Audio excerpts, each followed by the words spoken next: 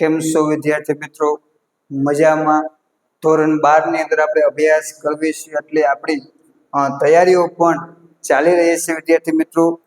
દરરોજનું થોડું થોડું વાંચવાનું આયોજન કરતા રહેજો. બોર્ડની પરીક્ષા આવશે અને પછી આપણે વાંચી લઈશું એવી વૃત્તિ વિદ્યાર્થી મિત્રો ન રાખતા થોડુંક થોડુંક દરરોજ વાંચશો તો તમારા 12મા ધોરણની જ્યારે માર્ચની પરીક્ષા આવશે ત્યારે તમારી પાસે ઘણા બધા માર્ક જમા થઈ ગયા હશે. તો દરરોજ થોડુંક થોડુંક વાંચજો, જેથી કરી 2 થી 3 કલાક અત્યારથી તમે વાંચવાની ટેવ પાડશો તો તમને મારા ખ્યાલ પ્રમાણે બોર્ડમાં બહુ વધારે ચિંતા નહીં રહે. જો તમે અત્યારથી વાંચશો નહીં તો એની ચિંતા તમને 100% થશે. જ્યારે પરીક્ષા આવશે બોર્ડની ત્યારે પછી તમે એમ કહેશો કે સાહેબ અમને આવું આપો, અમને કંઈ સમજાતું નથી, સમજાવો.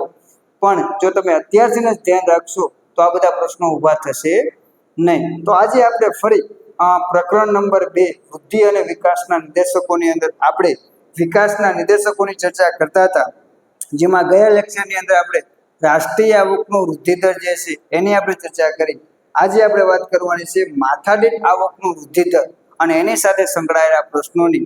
તો એની આપણે ચર્ચા કરશું. આપણે 4 નિર્દેશકો છે, એ 4 નિર્દેશકોમાંથી એક નિર્દેશક વિદ્યાર્થી મિત્રો અવશ્ય ક્યાંક ને ક્યાંક પ્રશ્ન સ્વરૂપે આવશે ને આવશે જ, બરોબર. તો આપણે ગયા લેક્ચરની અંદર રાષ્ટ્રીય આવકનો વૃદ્ધિ દર જોયો, તો આજે આપણે માથાદીઠ આવકના વૃદ્ધિ દરની ચર્ચા કરવાના છે. તો માથાદીઠ આવકના વૃદ્ધિ દરની આપણે વાત કરવા જોઈએ તો આ ખ્યાલ મુજબ જો દેશની માથાદીઠ વાસ્તવિક આવકમાં લાંબા ગાળા સુધી સતત વધારો થતો હોય તો આર્થિક વિકાસ થયો છે તેમ કહેવાય. જો માથાદીઠ આવક પ્રમાણે શું કીધું છે કે માથાદીઠ આવકમાં સતત લાંબા ગાળા સુધી વધારો થતો હોય એવી સ્થિતિ એટલે કે દેશની અંદર આર્થિક વિકાસ થયો છે એવું માથાદીઠ આવકના ખ્યાલ પ્રમાણે કહી શકાય. અહીં માથાદીઠ આવક એટલે સરેરાશ માથાદીઠ આવક.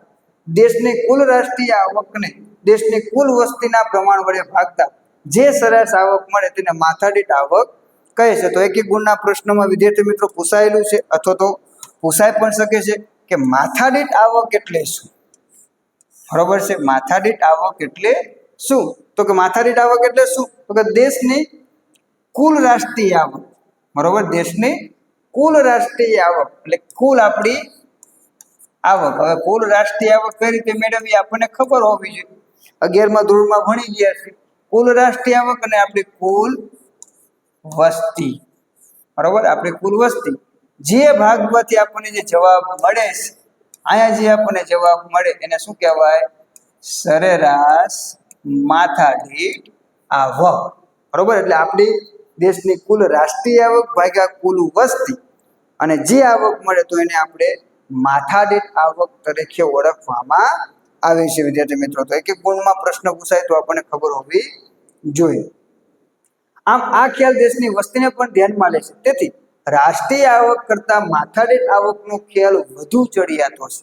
જો આ પ્રશ્ન પૂછાય છે 2 ગુણની અંદર, 3 ગુણની અંદર કે રાષ્ટ્રીય આવકના ખ્યાલ કરતા માથાદીઠ આવકનો ખ્યાલ વધુ ચડિયાતો છે, વિધાન સમજાવો, બરોબર. એ રીતનો પ્રશ્ન પણ પૂછાય છે. સંયુક્ત રાષ્ટ્ર સંઘના નિષ્ણાંતો માથાદીઠ આવકના નિર્દેશકને સ્વીકારવાની હિમાયત કરે છે. તો આપણા માટે MCQ પ્રશ્ન છે તેમ કહી શકાય છે કે માથાદીઠ આવકનો ખ્યાલ કોને સ્વીકારવાની વાત કરેલી છે?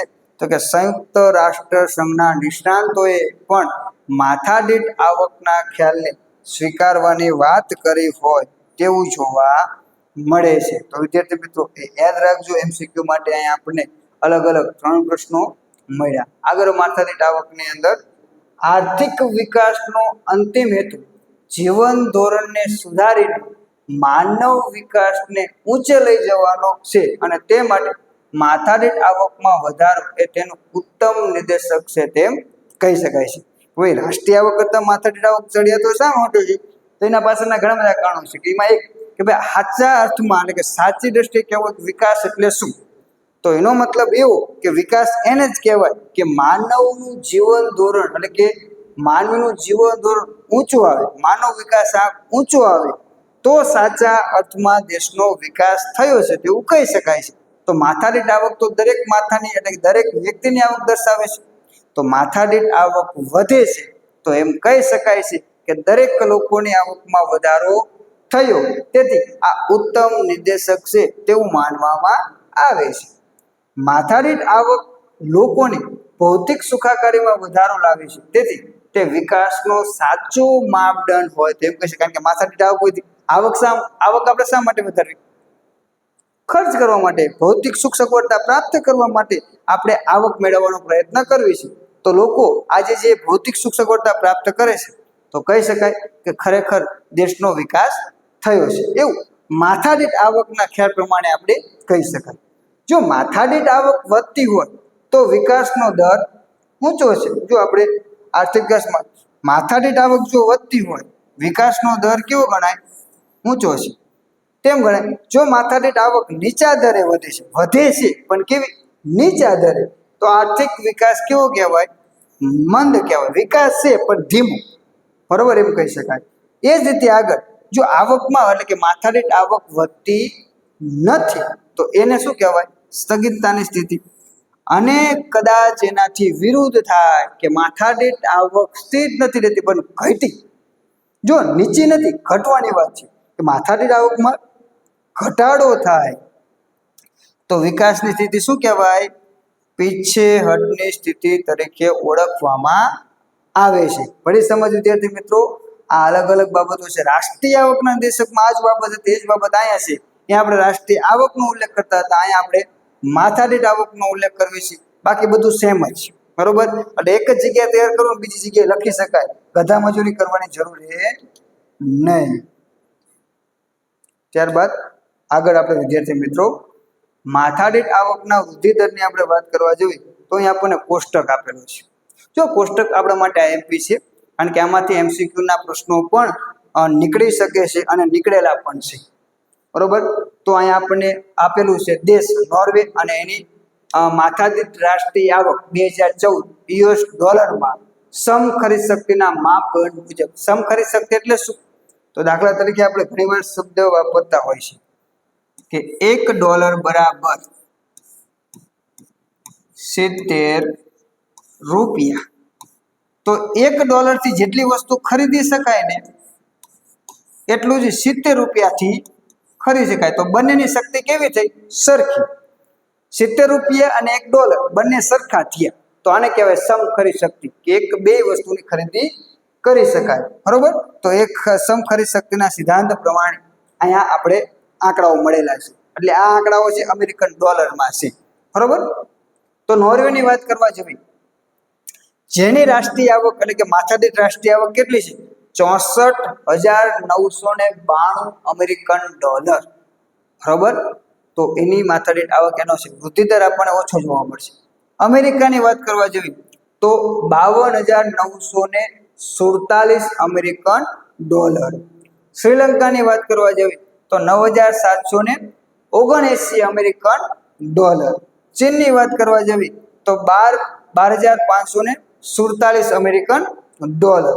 ભારતની વાત કરવા જવી તો 5,497 અમેરિકન ડોલર. અને પાકિસ્તાનની અંદર 4,866 અમેરિકન ડોલર. તો વિદ્યાર્થી મિત્રો, અહીં આપણને અલગ અલગ દેશની માથાદીઠ આવક આપી છે.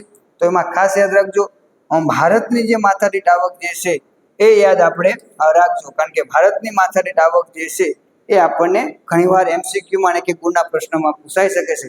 સૌથી વધારે માથાદીઠ આવક એ કોની છે? તો કે નોર્વેની જોવા મળે છે. અને ત્યારબાદ સૌથી ઓછી પાકિસ્તાનની નથી, બરોબર. આપણે સર્વેમાં માત્ર લીધેલું છે. નોર્વેનો વિકાસ ભારત કરતા 11 થી 12 ગણો વધારે છે તેમ કહેવાય. આવક જોતા આપણે કહી શકાય એની ખાલી એક આંકડો કાઢ લેવી તોય ભેગું થતું નથી. એટલે આપણા કરતા એની માથાદીઠ આવક ઘણી બધી ઊંચી છે. એટલે એના આધારે એમ કહી શકાય માથાદીઠ આવકના ખ્યાલ પ્રમાણે કે ભારતનો વિકાસ નોર્વે કરતા 11 થી 12 ગણો ઓછો છે અને નોર્વેનો 11 થી 12 ગણો વધારે છે એવું કહી શકાય. પરંતુ ભારતની માથાદીઠ આવકનો વૃદ્ધિ દર ઊંચો છે, તેથી વિકાસ ઝડપી થઈ રહ્યો છે તેમ કહે છે. જો અહીંયા જુઓ તમે 6, બરોબર. વૃદ્ધિ દર જે છે એ આપણો કેવો છે? ઊંચો છે. તો એના આધારે એમ કહી શકાય છે કે આવનારા સમયમાં ભારત જે છે એ ઝડપથી વિકાસ કરી રહ્યું હોય તેવું જોવા મળે છે. તો વિદ્યાર્થી મિત્રો, અહીં આંકડાઓ જે છે આંકડાઓને યાદ રાખજો. તમારે સ્ક્રીનશોટ લેવો હોય તો લઈ લો, કારણ કે તમે જ્યારે પણ ફ્રી થાવ ત્યારે આંકડાઓ પર નજર રાખતું રહેવાનું, કારણ કે આંકડાઓમાંથી આપણને ઘણા બધા MCQ પૂછાતા હોય છે. ત્યારબાદ આપણે આગળ તરફ વધશું. ત્યારબાદ છે માથાદીઠ આવકના ખ્યાલમાં. માથાદીઠ આવકના નિર્દેશકની ગમે બે મર્યાદાઓ સમજાવો. માર્ચ 2022 વિભાગ સી માં પ્રશ્ન પૂછવામાં આવેલો હતો. જો અહીંયા આપણને વિભાગ સી માં પૂછેલા છે એટલે બે પ્રશ્નો એટલે કે બે મર્યાદા પૂછી, પણ વિભાગ ડી માં પૂછી લે તો આપણે 5 મર્યાદાઓ લખવાની થઈ શકે. બરોબર, એટલે પ્રશ્ન કેમાં પૂછેલો છે એ મહત્વ છે. ઘણીવાર એવું પણ પૂછી લે કે માથાદીઠ આવકના નિર્દેશકની મર્યાદાઓ જણાવો. બે ગુણની અંદર ખાલી જણાવો તો તમારે 5 નામ લખવા પડે. ખાલી જણાવો પૂછે છે, સમજાવો ને 2 ગુણમાં તો તમારે 5 ના નામ લખવા પડે છે. એની જગ્યાએ તમને 3 ગુણમાં પણ પ્રશ્ન પૂછી શકે છે કે માથાદીઠ આવકના નિર્દેશકની કોઈ પણ મર્યાદાઓ સમજાવો, એ રીતે પણ પૂછી શકે છે. ખાલી મર્યાદા જણાવો એમ પણ પૂછી શકે છે. અહીં 5 છે: માત્ર અંદાજો, રાષ્ટ્રીય આવક અને માથાદીઠ આવકના ગણવાની મુશ્કેલી, માથાદીઠ આવક માત્ર સરેરાશ દર્શાવે છે, સરખામણીની મુશ્કેલી અને ભ્રામક નિર્દેશક છે. તો આપણે આગળ જશું. પહેલું છે માત્ર અંદાજો. દેશની રાષ્ટ્રીય આવક દર વર્ષે ગણે છે, તેથી તેના આંકડાઓ સાચા મળી રહે છે. ભારતમાં વસ્તી દર 10 વર્ષે થાય છે. તો બહુ સરળ પ્રશ્ન છે ને વિદ્યાર્થી મિત્રો, કે ભારતમાં વસ્તી ક્યારે થાય છે? તો કે દર 10 વર્ષે થાય છે. કોરોના કારણે આપણે 2021માં નથી થઈ, બરોબર. બાકી દર 10 વર્ષે વસ્તી ગણતરી થાય છે. બાકીના વર્ષોમાં વસ્તીના આંકડાના માત્ર શું છે? અંદાજો છે, બાંધવામાં આવે છે. તેથી સાચી માથાદીઠ આવક મળતી નથી. હવે આપણે માથાદીઠ આવકના ખ્યાલો નથી જોતા, વખાણ નથી કરવાના. હવે એમાં ખામી ગોતવાની છે, એટલે કે એની મર્યાદા જોવાની છે. બરોબર છે. આપણે જાણવી છે એક ગુણમાં પ્રશ્ન અને MCQમાં પ્રશ્ન પૂછાયેલો છે કે ભારતમાં વસ્તી ગણતરી કેટલા વર્ષે થાય? તો દર 10 વર્ષે વસ્તી ગણતરી થાય છે. બરોબર, યાદ રાખજો. તો હવે આપણને 10 વર્ષે એની વસ્તી ગણતરીના પરફેક્ટ આંકડાઓ મળે છે. હવે આપણે માથાદીઠ આવક જે છે ને એ તો દર વર્ષે કાઢવી છે. બરોબર, માથાદીઠ આવક તો આપણે શું કરવી છે? દર વર્ષે આપણે તૈયાર કરવી છે. તો માથાદીઠ આવક દર વર્ષે તૈયાર કરવી છે. તો એના આંકડાઓ જે છે, બાકીના જે વર્ષના આંકડાઓ જે છે એની અંદર તો આપણે માત્ર શું કરવી છે? તો કે માત્ર અંદાજો મેળવવી છે. હવે આ અંદાજ કેવો છે? ઓછો રાખવામાં આવે તો આપણી વસ્તી ઓછી થશે, બરોબર. તો એના કારણે વસ્તીનો અંદાજ ઓછો રાખવામાં આવે. દાખલા તરીકે કોઈ વસ્તુ છે 100 રૂપિયા છે, એના 4 ભાગ, બરોબર. આપણે માથાદીઠ આવક, આપણી આવક અને આપણી વસ્તી એ રીતે જ મેળવી છે ને માથાદીઠ આવક. હવે દાખલા તરીકે આવક આપણે વધારે, આવક આપણી જે વધી ગઈ, બરોબર, 120. હવે આ અંદાજ આ બાકીના જે વર્ષમાં છે ને અંદાજ શું કરશું? તો કે આપણે 6 જ રાખશું કે 5 રાખશું. તો એના કારણે શું થશે? અહીંયા વધારે વેચાશે તો માથાદીઠ આવક કેવી આવશે? ઊંચી આવશે ને. વસ્તીનો અંદાજ ઓછો રાખવામાં આવે તો માથાદીઠ આવક વધી જાય છે. વસ્તીનો અંદાજ વધારે રાખવામાં આવે તો માથાદીઠ આવક ઓછી આવશે. એટલે સાચા અર્થમાં આપણને સાચી રાષ્ટ્રીય આવક એટલે કે માથાદીઠ આવક મળતી નથી, બરોબર. એટલે એની ખામી છે તેમ કહી શકાય. ત્યારબાદ રાષ્ટ્રીય આવક, માથાદીઠ આવક ગણવાની મુશ્કેલી. રાષ્ટ્રીય આવક ગણવાની મુશ્કેલી આપણે જોઈ ગયા. તેવી જ રીતે માથાદીઠ આવક ચાલુ ભાવે ગણવી કે સ્થિર ભાવે ગણવી, તેની મુશ્કેલીના કારણે પણ સાચી સ્થિતિ જાણી શકાતી નથી. જો રાષ્ટ્રીય આવકની ગણતરી કરવા માટે બે બાબતો છે: કાં તો ચાલુ વર્ષે ગણવું, જે વર્ષ ચાલુ છે, કાં તો કોઈ વર્ષને સ્થિર ગણી લો, બરોબર છે. તો કોઈ વર્ષે સ્થિર વર્ષે ગણવી કે ચાલુ વર્ષે ગણવી, આની પણ એક મુશ્કેલી છે. એટલે પરિણામે પણ એમ કહી શકાય છે કે રાષ્ટ્રીય માથાદીઠ આવક જે છે એ આપણને સાચી મળવાતી નથી. એટલે પરિણામે પણ એની મર્યાદા સજાણી. ત્યારબાદ માથાદીઠ આવક માત્ર સરેરાશ દર્શાવે છે. માથાદીઠ આવક શું કરે છે? એ માત્ર સરેરાશ દર્શાવે છે. કારણ કે આપણે જાણવી છે માથાદીઠ આવક ક્યારે? કુલ રાષ્ટ્રીય આવક ભાગ્યા કુલ વસ્તી, એ આપણી માથાદીઠ આવક છે. તો માથાદીઠ આવક એ માત્ર સરેરાશ આવક દર્શાવે છે. આ સરેરાશના આધારે કોઈ નિર્ણય ના લઈ શકાય. કે ભાઈ દાખલા તરીકે આપણે એમ કહીએ કે દેશનો વિકાસ થયો છે, પણ વાસ્તવિક અર્થમાં બધા વ્યક્તિઓની આવકમાં વધારો થયો, કોઈ થોડાક વ્યક્તિની આવકમાં વધારો થયો હોય તો પણ માથાદીઠ આવક તો ઊંચી જ આવી છે, બરોબર છે. તો આમ માથાદીઠ આવકના આધારે કોઈ સાચો નિર્ણય લઈ શકાતો નહીં. દેશના વિકાસની કક્ષા વાસ્તવિક રીતે જાણી શકાતી નથી. આવક વહેંચણી સમાન રીતે થાય તો જ આર્થિક વિકાસ થયો કહેવાય. જો શું કીધું છે કે આવકની વહેંચણી સમાન રીતે થઈ હોય, જો સમાન રીતે, એટલે કે જે આપણી માથાદીઠ આવક વધે છે એ વધારો મોટા ભાગની વસ્તીને લાગુ પડતો હોય, એટલે કે મોટા ભાગની વસ્તીની આવકમાં વધારો થતો હોય અને એ રીતે માથાદીઠ આવક વધી હોય તો જ સાચા અર્થમાં વિકાસ થયો કહેવાય. હવે એ જાણવાનું કામ તો મુશ્કેલ છે.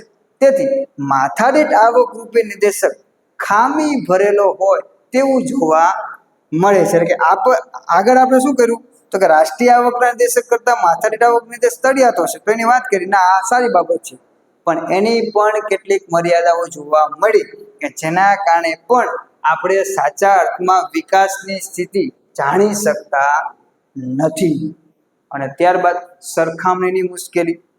દુનિયાના દેશોની માથાદીઠ આવક જે તે દેશના ચલણમાં દર્શાવવાની હોય છે. ભાઈ દરેક દેશોનું ચલણ જુદું જુદું છે, બરોબર છે, તો માથાદીઠ આવક જે તે દેશના ચલણમાં દર્શાવવાની હોય છે. દુનિયાના દેશોએ પોતાની હુંડિયામણ દરો ઉપર અનેક જાતના અંકુશો મૂકેલા હોવાથી તેમનો સાચો વિનિમય દર જાણી શકાતો નથી. તેથી દેશોની સાચી સરખામણી થઈ શકતી નથી. એટલે કે દરેક દેશોએ જે આપણે કીધું ને કે એક અમેરિકન ડોલર બરાબર 70 રૂપિયા આ વિનિમય દર થયો. સમ ખરીદ શક્તિ બેની સરખી, એટલે વિનિમય દર કે હુંડિયામણ દરના આધારે આ નક્કી થાય છે.